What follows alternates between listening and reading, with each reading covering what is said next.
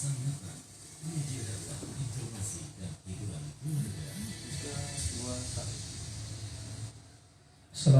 warahmatullahi wabarakatuh. Waalaikumsalam warahmatullahi wabarakatuh. Bismillahirrahmanirrahim. Alhamdulillahirabbil alamin wa bihi nasta'inu ala umuri dunya waddin.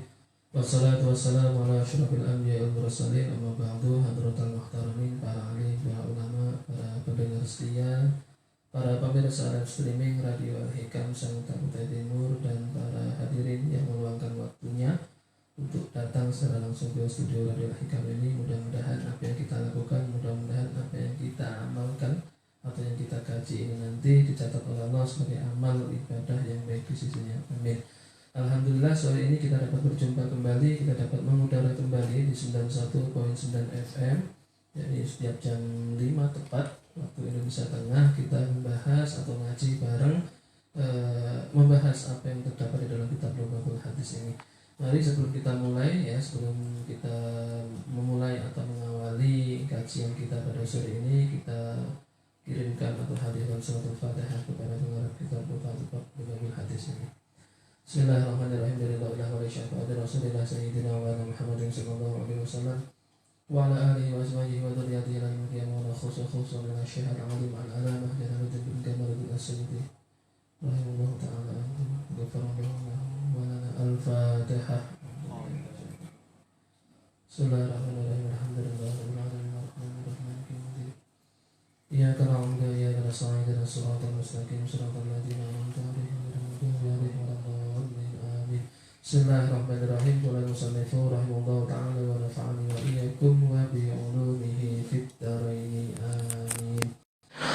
Al-babu as-salitsu wal 'ishrun, bab yang ke-23 fi fadilatit taubati, di dalam menjelaskan keutamaan bertaubat.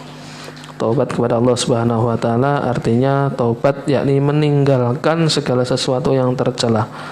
Meninggalkan sesuatu yang tercela menuju apa? Menuju sesuatu yang terpuji. Artinya kita meninggalkan dosa, kita meninggalkan maksiat atas apa yang dulu mungkin pernah kita alami, lantas kemudian kita semua tinggalkan dan menuju hal-hal yang terpuji, yakni hal-hal ketaatan. Artinya kita keluar dari dosa, artinya keluar, tidak menjauhi dari dosa atau maksiat. Maka ketika kita menjauhi dosa atau berusaha kita meninggalkan maksiat, maka sudah barang tentu ini merupakan sebuah upaya, ikhtiar kita untuk apa? Untuk mendekatkan diri kepada Allah Subhanahu wa taala. Namun sebaliknya, jikalau kita masih selalu banyak rutin semangat melaksanakan atau melakukan dosa-dosa atau maksiat, maka sudah barang tentu ini merupakan apa? Merupakan satu hal yang akan membuat kita binasa dan akan membuat kita jauh dari Allah Subhanahu wa taala dan dekat dengan murkanya. Na'udzubillah. Maka bab ini kita akan membahas tentang keutamaan bertaubat. Qala Nabi sallallahu alaihi wasallam, at-taibu minadz-dzambi kaman la dzamba lahu wal mustaghfiru minadz-dzambi wa huwa muqimun alaihi kal mustahzi'i bi rabbih. Nabi Muhammad sallallahu alaihi wasallam dawuh ngendikan kepada kita semua bahwasanya orang yang bertaubat, at-taibu minadz-dzambi, orang yang bertaubat dari dosanya itu kaman la dzamba lahu, sebagaimana dia tidak memiliki dosa sama sekali. Artinya ketika seseorang misalkan dalam catatan kelam atau di masa-masa sebelumnya orang itu banyak melakukan dosa, banyak melakukan maksiat, sehingga dia taubat, benar-benar taubat. Artinya kalau menurut Syekh Abdul Qadir Al-Jailani, bahwasanya ketika seorang taubat itu maka setidaknya ada 3 atau 4 atau 3 kalau menurut Syekh Abdul Qadir Al-Jailani. Namun Al-Hasan mengatakan bahwasanya taubat itu, syarat taubat itu yang pertama, kita harus beristighfar bil lisan. Artinya memohon ampun dengan lisan kita. Lisan kita selalu beristighfar, memohon ampun kepada Allah Subhanahu wa taala. Yang kedua adalah menyesal di dalam hati. Lisan kita mengucapkan atau kita memohon ampun, meminta ampun kepada Allah, hati kita menyesal bahwasanya dengan apa yang kita kerjakan, saya ini menyesal apa yang telah saya kerjakan misalkan. Kemudian yang ketiga, setelah menyesal maka meninggalkan dosa-dosa itu dengan seluruh badan. Artinya anggota badan kita ini meninggalkan. Ya, jadi dari lisan, kemudian dari hati, kemudian dari anggota tubuh, ini adalah apa? Meninggalkan semua yang pernah dilakukan atau maksiat atau dosa yang berlalu. Kemudian yang keempat adalah apa? Berjanji atau berniat atau beriktikad, memiliki keyakinan tidak akan pernah mengulanginya. Maka dengan sebaik-baiknya taubat ini, maka insya Allah Allah Subhanahu Wa Taala akan mengampuni dosa-dosa yang telah lalu, sebagaimana kaman dzambala tahu tidak memiliki dosa baginya. Wal mustaghfiru minadz dzambi wa huwa muqimun alaihi kal mustahzi'i birrabbih. Dan adapun orang yang meminta maaf, meminta ampun kepada Allah minadz dzambi dari dosa-dosanya, wa huwa atau orang itu muqimun yang menetapi alaihi atas dosa, kal mustahzi'i birrabbih. Nah, ada orang itu selalu memohon ampun kepada Allah Subhanahu wa taala, namun dia selalu melakukan maksiat. Jadi istighfar, maksiat, istighfar, maksiat, istighfar, seperti mainan. Seperti ini kalau mustahziin sebagaimana geguyu, kegampang atau meremehkan tobat. Maka maksudnya tidak demikian. Artinya apa? Artinya ketika kita sudah benar-benar tobat, maka ini adalah apa? Kita semuanya apa yang pernah kita lakukan ini apa? Kita tinggalkan. Kita sesali apa yang pernah kita perbuat. Bukan lantas kemudian diulang-ulang kemudian minta ampun, diulang-ulang minta ampun. Tidak demikian. Wa qala sallallahu alaihi wasallam an-nadmu taubatun, bahwasanya penyesalan atau menyesali apa yang pernah terjadi itu adalah taubat. Wattaibu minadz dzambi, dan sedangkan orang yang bertaubat dari dosa kaman seperti orang la dzambalahu, yang mana dia tidak memiliki dosa. Artinya apa? Ketika seseorang itu telah bertaubat, ini biasanya sebagai tanda penyesalan, yakni apa? Dia menyesal. Orang yang menyesal artinya orang yang bertaubat, sungguh-sungguh bertaubat. Ini biasanya dia akan kelembutan hatinya itu terlihat. Ya, orang-orang yang taubat dari perbuatan-perbuatan yang dilarang oleh Allah Subhanahu wa taala sebagai tanda penyesalan, maka biasanya kelembutan hati mereka itu benar-benar terlihat, dan kemudian banyak mengeluarkan air mata. Durayan air mata itu selalu menetes dari matanya karena memang benar-benar menyesal. Benar-benar bahwasanya saya tidak akan mengulangi, berjanji tidak akan mengulanginya lagi. Artinya ini merupakan yang tanda atau tanda-tanda bahwasanya seseorang itu taubat sungguh-sungguhan, tidak main-main atau tidak dibuat candaan. Dia benar-benar menyesal, sebagai tanda penyesalannya adalah kelembutan hatinya dan juga banyak mengeluarkan air mata penyesalan. Wa qala sallallahu alaihi wasallam ma min syai'in ahabu ila Allah taala min syabin tabin wa ma min syai'in abghadu ila Allah taala min syaikhin muqimin ala ma'asihi. Nabi Muhammad sallallahu alaihi wasallam bersabda bahwasanya tidak ada sesuatu yang lebih dicintai Allah, tidak ada sesuatu yang lebih dicintai oleh Allah Subhanahu wa taala min syabin, daripada seorang pemuda taibin yang bertobat. Artinya anak muda yang kemudian taat melaksanakan semua perintah-perintah dan menjauhi segala yang dilarang oleh agama, maka hal yang seperti ini adalah apa? Hal yang paling disukai oleh Allah Subhanahu wa taala. Artinya di usia muda sudah mampu untuk melaksanakan ibadah, taat kepada aturan atau perintah-perintah dan juga menjauhi larangan, maka hal ini adalah hal yang paling disukai Allah Subhanahu wa taala. Wa ma min syai'in, dan tidak ada sesuatu abghadu ilallah, yang dibenci, yang lebih dibenci atau yang lebih dimurkai atau tidak disukai oleh Allah Subhanahu wa taala, apa itu? Min syaihin, daripada orang yang tua, mukimin, yang selalu menetap ala ma'asihi, di atas kemaksiatannya. Artinya ada orang yang sudah tua, sudah berusia katakan, namun dia tetap melakukan maksiat, maka hal yang seperti ini adalah hal yang paling dibenci oleh Allah Subhanahu wa taala. Artinya apa? Ketika kita sudah masuk usia renta, apabila masih belum bertaubat, maka nunggu apa lagi? Toh umur kita tidak ada yang tahu. Ya, logikanya normalnya memang biasanya yang meninggal itu adalah ada orang yang sepuh duluan. Namun dia tidak menutup kemungkinan bahwasanya yang muda, yang belia, balita itu juga sama jikalau ajalnya memang sudah datang. Namun begini maksudnya, artinya apa? Ketika seseorang itu sudah tua, banyak melakukan dosa, banyak melakukan kesalahan, dan dia tidak mau bertaubat, maka orang yang seperti inilah yang kemudian di sisi Allah itu apa? Sangat dibenci. Nah, sedangkan kebalikannya adalah dia sudah masih usia muda namun sudah bertobat kepada Allah dan melaksanakan amal ketaatan atau amal ibadah kepada Allah. Ini dicintai dan ini yang dicintai dan yang paling dibenci oleh Allah. Wa qala sallallahu alaihi wasallam likulli syai'in hilatun wa hilatul dzambi wa hilatul dzunubi at-taubatu, bahwasanya segala sesuatu itu memiliki pelebur dan pelebur dosa itu sendiri adalah bertaubat.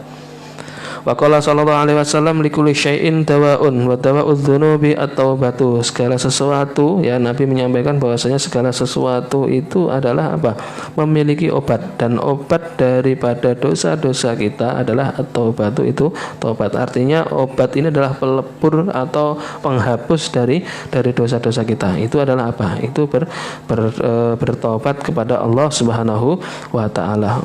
Wa qala sallallahu alaihi wasallam at-taubatu tahdimul hubata. Bahwasanya Nabi Muhammad SAW menyampaikan bahwasanya taubat itu dapat melebur, dapat merobohkan dosa. Artinya yang menghapus dosa-dosa. Bahwasanya dulu ketika ada seseorang, ya, datang kepada Nabi Muhammad SAW, kemudian bertanya, wahai Nabi, wahai Rasulullah, saya ini banyak melakukan dosa. Lantas apakah masih kemungkinan saya ini diampuni oleh Allah Subhanahu wa taala? Nabi menjawab, silahkan bertaubat. Ya, silahkan memohon ampun kepada Allah Subhanahu wa taala. Kemudian seorang laki-laki itu menjawab bahwasanya saya selalu melaksanakan taubat kemudian saya maksiat lagi, seperti yang di awal tadi.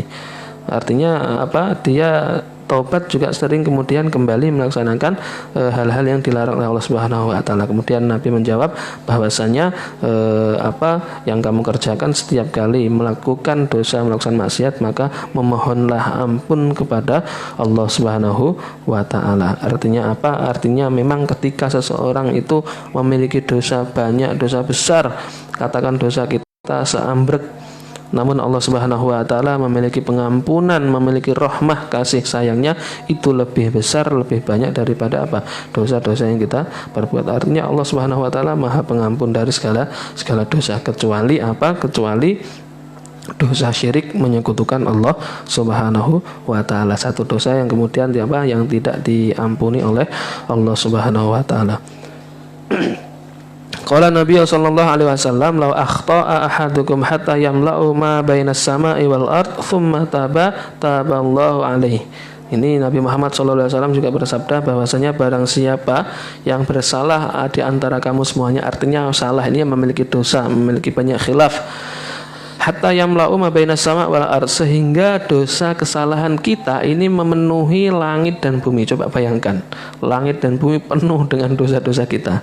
Hatta taba summa taballahu alaihi. Kemudian orang tersebut taubat dan Allah menerima taubat orang tersebut. Artinya kalau kita memang benar-benar taubat, ya, kita berjanji kapok, menyesal, tidak ingin mengulangi, dan kemudian kita melakukan amal-amal ketaatan setelah itu, maka insyaallah kita semua akan mendapatkan ampunan dan mendapatkan rahmah dari Allah Subhanahu wa taala. Artinya tidak dibuat main-main atau candaan. Wa qala sallallahu alaihi wasallam, tubu ilallahi fa inni atubu ilaihi kulli yaumin mi'ata marrah. Nabi Muhammad sallallahu alaihi wasallam ini ngendikan dawuh kepada kita bahwasanya kita semua dianjurkan untuk tubu ilallah, bertobatlah kalian semua kepada Allah Subhanahu wa taala. Fa inni atubu ilaihi kullu yaumin mi'ata marrah, karena sesungguhnya aku bertobat kepada Allah sehari itu 100 kali. Artinya Nabi Muhammad SAW itu memohon ampun, bertobat kepada Allah dengan cara membaca istighfar itu sebanyak 100 kali. 100 kali, bilangan 100 kali ini bukan untuk membatasi. Lantas kemudian karena memang Nabi membaca 100 kali, kemudian kita membaca 200, tidak boleh, tidak. Artinya Artinya ini hanya sebagai gambaran bahwasanya yang dibaca Nabi itu banyak. Ya, sampai jumlahnya 100. Kita mau berapapun monggo silahkan, sekuat kita, semampu kita untuk untuk mengucapkan istighfar. Namun bukan hanya di lisan, ya, bukan hanya di lisan, tapi kita harus renungi bahwasanya di dalam hati kita ini juga penuh dengan penyesalan. bukan hanya dengan penuh penyesalan di dalam hati, tapi anggota badan kita juga menjaga, jangan sampai kemudian kita semua melakukan hal yang buruk kembali. Dan yang kemudian yang terakhir, kita harus memiliki iktikad, keyakinan tidak ingin mengulanginya. Nah ini, jadi ini menjadi sebuah amalan baru bagi kita. Jika kita ingin melakukan atau meniru apa yang pernah dilakukan oleh Nabi, maka setidaknya beliau, Nabi Muhammad SAW, itu setiap hari bertaubat, meminta ampun kepada Allah Subhanahu Wa Taala dengan cara membaca istighfar sebanyak 100 kali. Wa qala sallallahu alaihi wasallam, tubu ilallahi wa la tai'asu fa innal ya'sa kufrun. Nabi Muhammad SAW bersabda bahwasanya bertobatlah kalian semua kepada Allah Subhanahu Wa Taala, wala tai'asu, dan jangan kamu berputus asa. Fa innal ya'sa kufrun, karena memang sesungguhnya berputus asa itu adalah perbuatan kufur. Artinya apapun dosa-dosa yang telah kita lakukan, sebanyak apapun itu, maka kita jangan sampai kemudian berputus asa. Ya, bahwasanya dulu diceritakan pernah ada seseorang bertemu dengan sahabat, kemudian orang tersebut bertanya, "Wahai sahabat, aku ini memiliki dosa banyak. Apakah Allah mengampuni dosaku?" Kemudian sahabat tersebut melihat, kemudian dia cuek, berpaling darinya.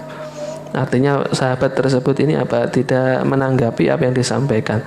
Lantas kemudian setelah berpaling, sahabat tersebut kemudian melihat orang laki-laki tersebut, dia berderayan air mata. Kemudian sahabat tersebut mengatakan bahwasanya jangan pernah berputus asa, apapun yang pernah kamu lakukan maka Allah Maha Pengampun. Artinya silahkan kemudian maka kamu beramal, ya. Setelah ini beramal sebanyak-banyaknya, lantas kemudian kamu bertobat kepada Allah Subhanahu Wa Taala, maka insya Allah akan diampuni dosa-dosamu, meskipun dosa-dosamu itu adalah seperti halnya atau sebanyak buih yang ada di lautan. Artinya apa? Ketika seseorang itu banyak memiliki dosa, banyak memiliki kesalahan, maka kita lantas kemudian kita putus asa, lantas kemudian kita mengakhiri hidup, selesai, bunuh diri, salah. Tidak demikian rumusnya. Maka ketika kita memang benar-benar ingin kembali ke jalan Allah Subhanahu Wa Taala, maka konsepnya kita harus bertobat, berjanji bahwasanya tidak akan mengulanginya. Kemudian kita kembali ke jalan yang benar, ke jalan yang memang penuh dengan hal-hal yang terpuji, hal-hal yang positif, sehingga insya Allah Subhanahu Wa Taala akan mengampuni dosa-dosa yang pernah kita lakukan. Karena memang sesungguhnya rahmat Allah, pengampunan Allah Subhanahu Wa Taala itu lebih besar daripada dosa-dosa yang kita miliki. Wa qala sallallahu alaihi wasallam, ajjilu bitaubati qoblal maut. Bahwasanya cepat-cepatlah, ini perintah dari Nabi Muhammad SAW. Untuk apa? Kita diperintahkan agar untuk cepat-cepat bertaubat qoblal mauti, sebelum kita semua meninggal. Artinya ketika kita meninggal kemudian dalam keadaan belum bertaubat, masih maksiat, naudzubillah, maka sudah barang tentu azab atau siksa akan menanti kita.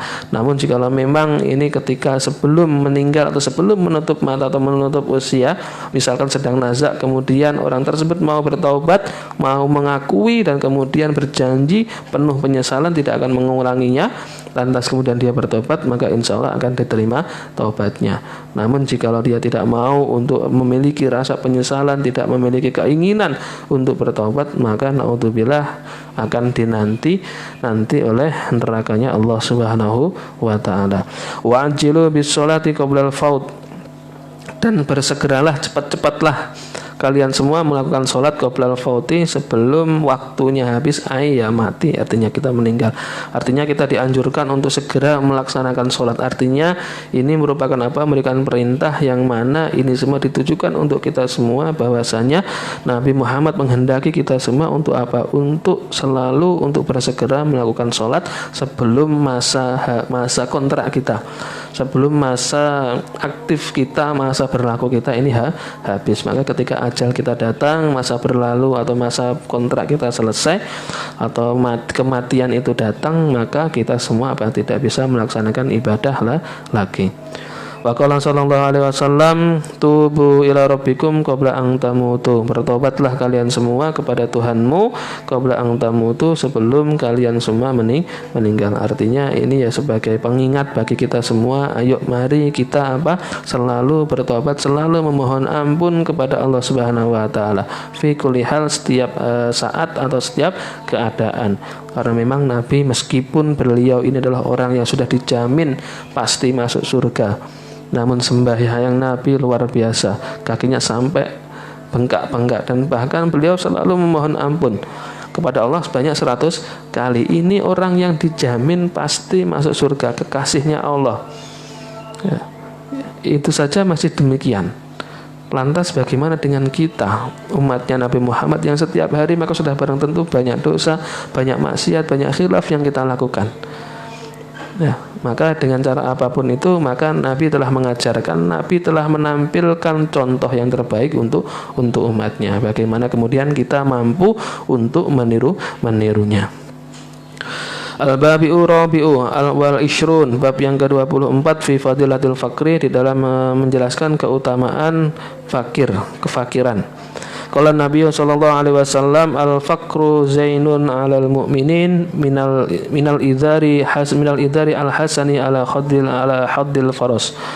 Nabi Muhammad sallallahu alaihi wasallam bersabda bahwasanya kefakiran, fakir miskin.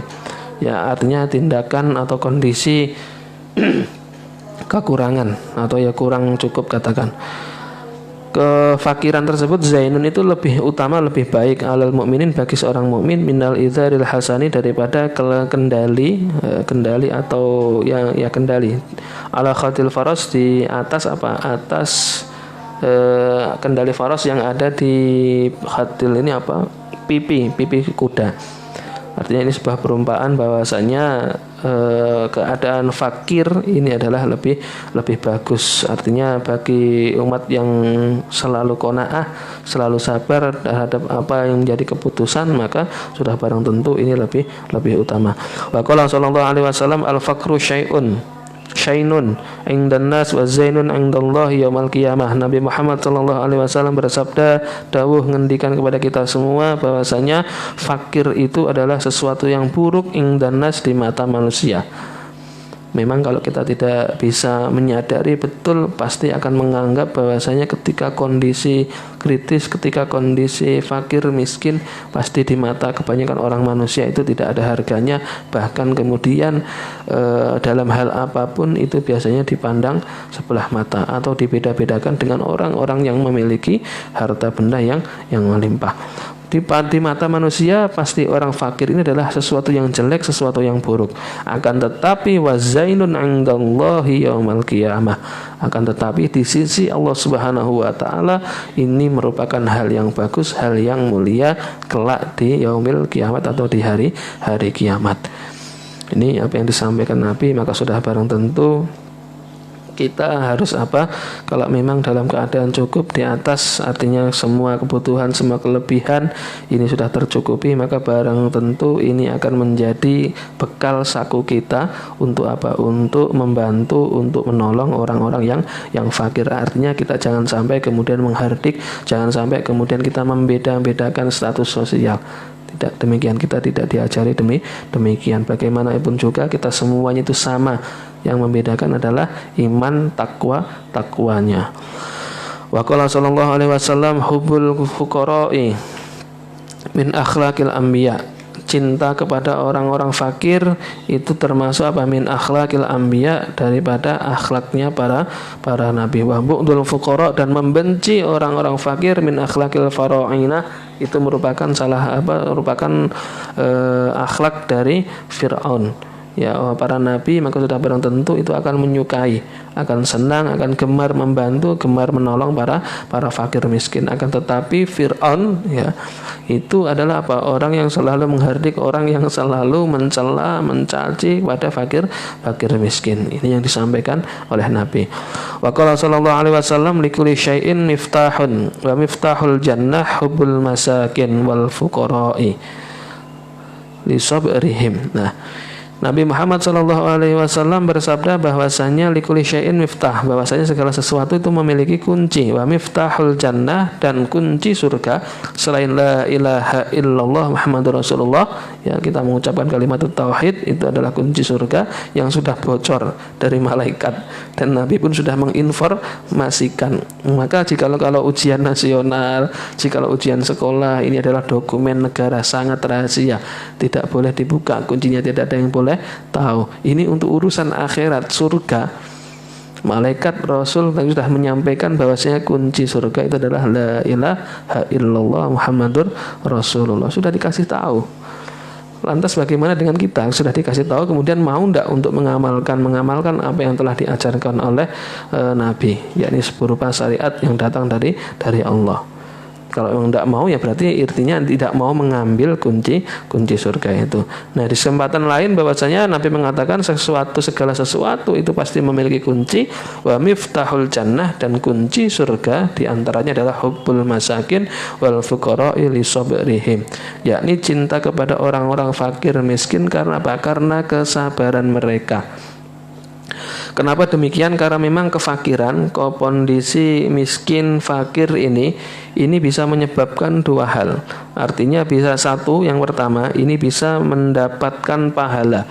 Mendapatkan pahala ini artinya apa? Orang yang memang dalam keadaan kurang, misalkan dalam keadaan yang memang serba terbatas, kemudian beliau ini selalu menjaga akhlaknya bagus, sopan santunnya, tindak tanduknya bagus. Kemudian mereka taat terhadap apa yang disampaikan atau terhadap apa yang menjadi perintah Allah. Mereka taat beribadah, kemudian menjauhi maksiat. Dan kemudian mereka sabar dengan kondisinya, dan kemudian tidak mengeluh dan tidak menggerutu terhadap apa yang sudah menjadi takaran atau menjadi bagian dari Allah. Orang-orang yang seperti ini, orang-orang fakir, orang yang miskin, orang-orang yang serba terbatas, dan kemudian mereka semua mampu melaksanakan ini semua, maka ganjarannya jelas akan mendapatkan pahala, akan mendapatkan rahmat dari Allah Subhanahu wa taala. Namun sebaliknya, orang fakir, orang miskin, orang yang dalam kondisi terbatas, akhlaknya mereka tidak karu-karuan.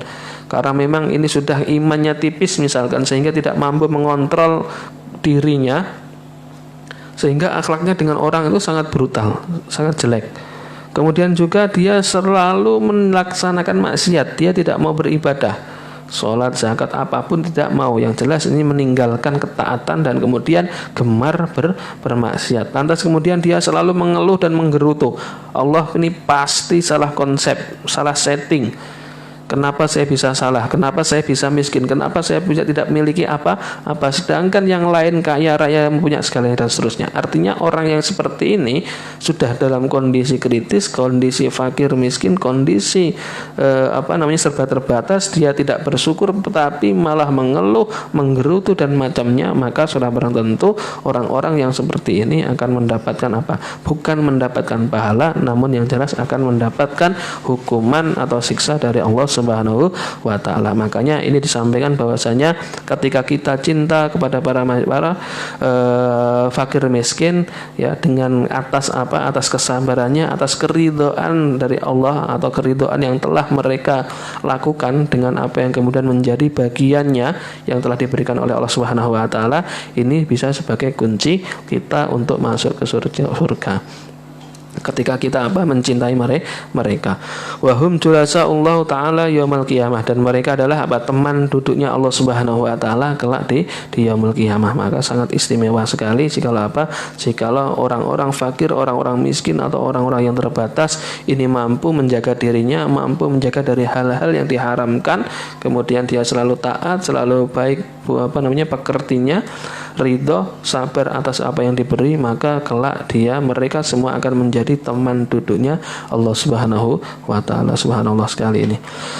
Wa qala sallallahu alaihi wasallam, innallaha ta'ala yuhibbu 'abdahu al-mu'mina al-faqira al-muta'affifa ambal iyal. Nabi Muhammad SAW bersabda bahwasanya sesungguhnya Allah Subhanahu wa taala itu senang kepada hambanya yang mukmin, al-faqira, yang fakir. Ya, Allah ini senang kepada hambanya yang mukmin, kemudian fakir, kemudian al-muta'affifa, ini orang yang memelihara diri dari segala sesuatu yang diharamkan, atau dia menjaga diri dari perbuatan tidak meminta-minta kepada manusia.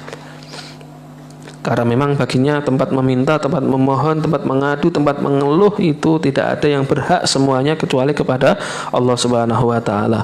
Abal iyal adalah orang-orang yang kemudian memiliki banyak anak atau banyak keturunan. Artinya Allah itu senang hambanya yang mukmin, hambanya yang kemudian orang mukmin, dia fakir, kemudian muta'afif, orang yang menjaga dan kemudian dia adalah memiliki banyak anak. Maka orang-orang yang seperti inilah yang kemudian kelak akan mendapatkan balasan yang timbal atau ganjaran yang luar biasa banyak, karena memang dia dalam kondisi banyak anak, memiliki anak yang banyak, kemudian nafkah itu maka sudah barang tentu akan banyak yang dibutuhkan. Akan tetapi dengan segala kondisi seperti ini, mereka mampu untuk qanaah, mampu untuk sabar, mampu untuk ridho dengan kondisi demikian, maka sudah barang tentu balasan yang akan diberikan ini akan banyak dan bagus sekali.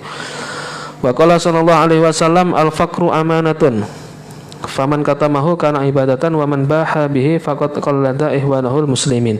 Bahwasanya kefakiran itu adalah sebuah amanah. Barang siapa yang menyembunyikan kefakiran itu adalah sebuah ibadah. Wa qala sallallahu alaihi wasallam tuba lil fuqara wa du'afa'i min ummati. Bahwasanya beruntung bagi orang-orang fakir dan orang-orang yang lemah min ummati dari umatku. Nabi mengatakan demikian, bahwasanya beruntung sekali orang-orang yang fakir dan orang-orang yang lemah di antara umatku.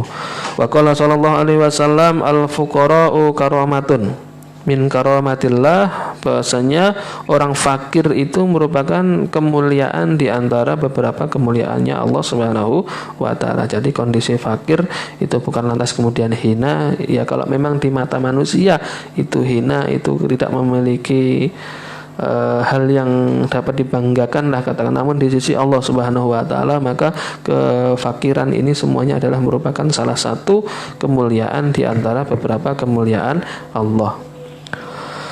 Wa qala sallallahu alaihi wasallam afdalul fakir alal ghani ka fadli ala jami'il khalqi. Bahwasanya keutamaan orang fakir alal ghani atas orang-orang yang kaya itu ka fadli ala jami'i khalqi. Bahwasanya sebagaimana keutamaanku daripada dibandingkan dengan atas seluruh makhluk. Artinya sudah barang tentu Nabi Muhammad lebih utama, orang fakir itu lebih utama daripada orang yang kaya. Wa qala sallallahu alaihi wasallam la syai'a yu'tihi Allah mithlal fakir. Allah Subhanahu wa taala ini ya, Nabi Muhammad sallallahu alaihi wasallam bersabda bahwasanya Allah Subhanahu wa taala tidak memberikan sesuatu ini kecuali pada contoh misalnya kefakiran. Artinya ini merupakan yang istimewa. Ya, indallah ini memang sesuatu yang istimewa. An Aliyu radhiyallahu anhu atau karamallahu wajah, ini Sayyidina Ali ini. Qala Nabi sallallahu alaihi wasallam ahabul ibad ilallahi al-faqiru al-qani'u bi rizqihi radiya anillahi ta'ala. Bahwasanya dari Sayyidina Ali, Nabi Muhammad pernah bersabda bahwasanya hamba yang paling dicintai oleh Allah Subhanahu wa taala itu adalah al-faqiru al-qani'u, yakni fakir yang qanaah, yang terima apa adanya, yang sabar dengan apa yang telah menjadi rizkinya, kemudian ridho dengan apa yang menjadi ketentuan, yang menjadi bagian atau dengan apa yang telah diberikan kepada Allah Subhanahu wa taala.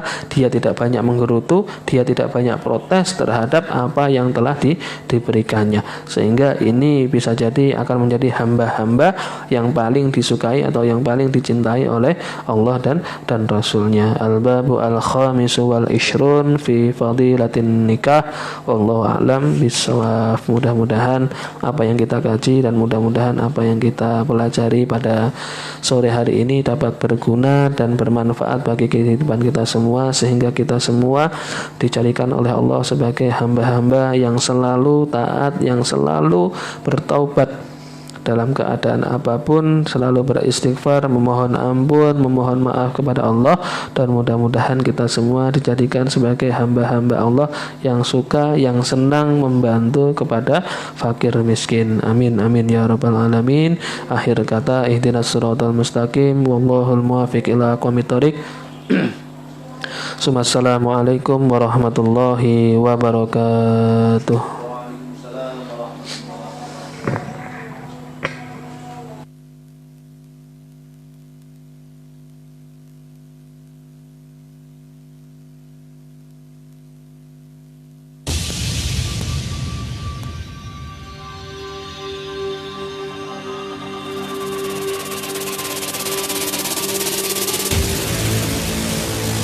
yang Anda dengarkan saat ini 91,9 FM